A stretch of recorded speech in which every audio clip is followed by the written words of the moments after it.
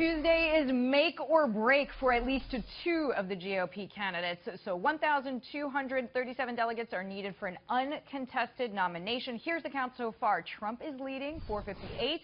Cruz 359, Rubio in third place with 151, and Kasich with 54. So next Tuesday, winner take all in all states, key states, Ohio and Florida. Drilling down in Florida, Trump is leading, if you believe the polls, in his home state, or rather Rubio's home state, 43-20.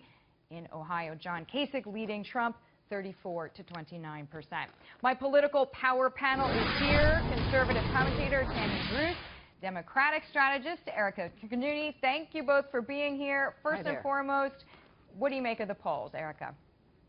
Well, I think right now, particularly after the win in Michigan by Bernie Sanders, I think everyone's looking at the polls a little bit differently. But, you know, I think the problem is that the Republican candidates that are trying to win and banking on a brokered convention are kind of banking on a default win, and something that I think would really tear the party apart. I mean, Donald Trump is clearly sailing towards the nomination, and Kasich, his only play is a brokered convention. I think also the same with Cruz, but it really is almost kind of banking on the wrong thing. Okay, banking on the wrong thing. Tammy, I want you to listen with me to Senator Rubio shooting down the possibility of a unity ticket. Here he is. I think that's the kind of drama that makes it interesting in TV to speculate about. Those kinds of things very rarely work. I'm focused on being the President of the United States. And that's my goal, and I think that's Ted's goal, too. And, you know, at some point, we're all going to team up. We're all going to be on the same team, I hope. And I honestly don't believe Donald Trump's going to be the nominee. I continue to believe it's going to be me, and it's going to have to start here in Florida. So, Tammy, what do you make of the possibility of previously unthought-of combos? Look, Jeb Bush is in Florida yesterday and today speaking with Kasich, Rubio, and Cruz. They're all there. And I don't think it's about looking for an endorsement. I don't think certainly a Bush endorsement would help anyone at this point, maybe even hurt. But this is what they've got to deal with. If Cruz and Rubio were to unite in a unity team, that would make a huge difference on the ground with the voters. And somebody's ego is going to have to take a back seat. If they're running for the sake of the country, then they've got to be thinking about what would be best for the country. So right now, they say, oh, I don't want to do that, because then that implies that, you know, they're ready to not be president. But you're saying it would make sense at some level. Well, it would, because there's no, like with Mr. Kasich, it's mathematically effectively impossible for him to get the nomination at this point. Mr. Rubio is going to be hurt in Florida if he runs.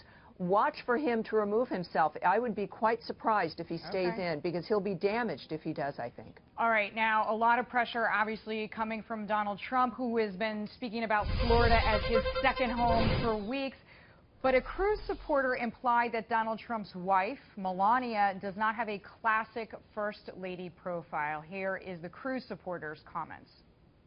If Donald Trump is elected, Mrs. Trump will be the first Lady that has ever posed nude, the first Lady that's the third wife, and the first foreign-born First Lady in this century.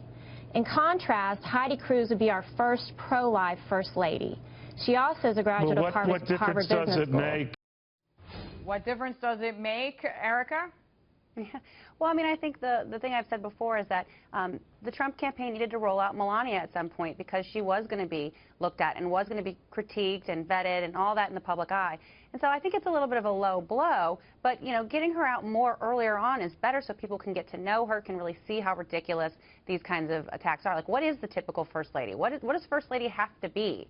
You know, I think that's something that, you know, may have changed in the nation's eye since Laura Bush. If I could add a little something here, look, we had very traditional relationship with the Kennedys and with the Clintons, and what you had there was some chaos that we did not necessarily see behind the scenes. What matters for a president is having a spouse that is completely supportive, that they can rely on at the end of the day, and not have an ashtray thrown at them, or not wonder where the husband was when he should have been with the wife as opposed to Marilyn Monroe. So, look, this is about relationships. They're often very different. Melania is not, Mrs. Trump is not necessarily someone we would have imagined, but the interview she had with Greta on the sister network, Fox News Channel, was fabulous. Yeah, People I thought liked it was it, great. and they were very impressed with her. I agree 100%, and I take your point, Tammy, in particular about strong partnerships as we remember Nancy Reagan these That's days. right. Many people say President Reagan could not have existed without Nancy Reagan's support.